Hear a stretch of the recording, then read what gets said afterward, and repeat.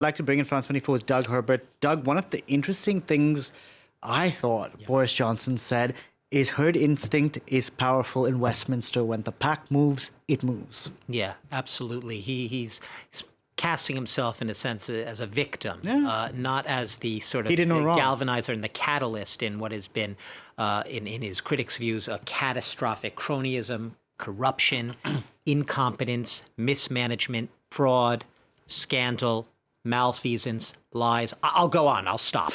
But he really does see himself as someone who was given a mandate. He used the word mandate as well, in addition to herd instinct, by the people. And what's interesting here is it suggests that he doesn't get it when he's looking at the British system and the parliamentary system and really how it works. Because let's not forget, the leaders of the party in Britain, it's not like, say, in the U.S. where there's like a direct election of the president. It's your party who elects you, essentially.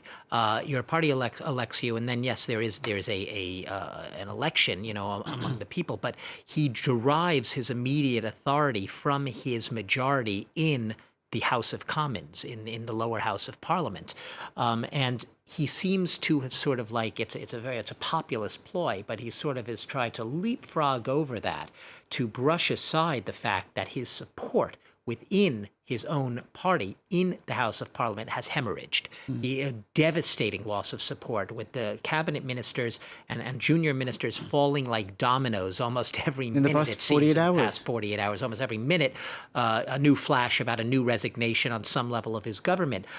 He still has that populist instinct going directly to what he says is the mandate of the people who have entrusted him, casting his own majority, his own party members, who, as he sees it, have stabbed him in the back and turned against him, as complicit in his downfall, as the ones who are really to blame. I'd just like to point out that those are protesters outside Downing Street while the Prime Minister was talking. Doug, we heard those boos. We did hear the boos. Even sitting here in the studio, exactly. We could hear we heard the boos from beyond the gates of Downing Street. And obviously, 10 Downing Street itself is behind gates. And, the average public can't just walk down the street past 10 Downing Street.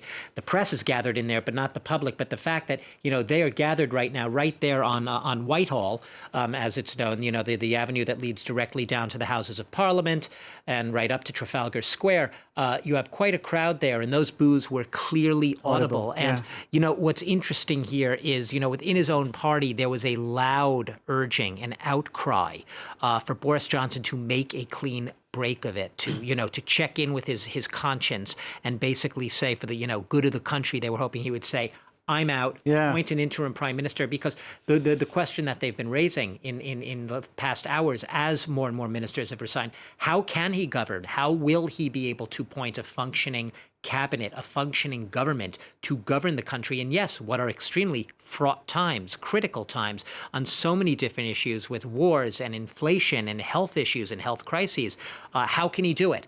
And this is a question that is going to become the most salient question facing Britain. It's still not clear that Boris Johnson's grand plan to cling on until a new leader is chosen, presumably by October, that is going to come to fruition. As we heard earlier, leader of the opposition saying that his party intends to, if Boris Johnson does just what he just did, cling on, is going to call a vote of no confidence.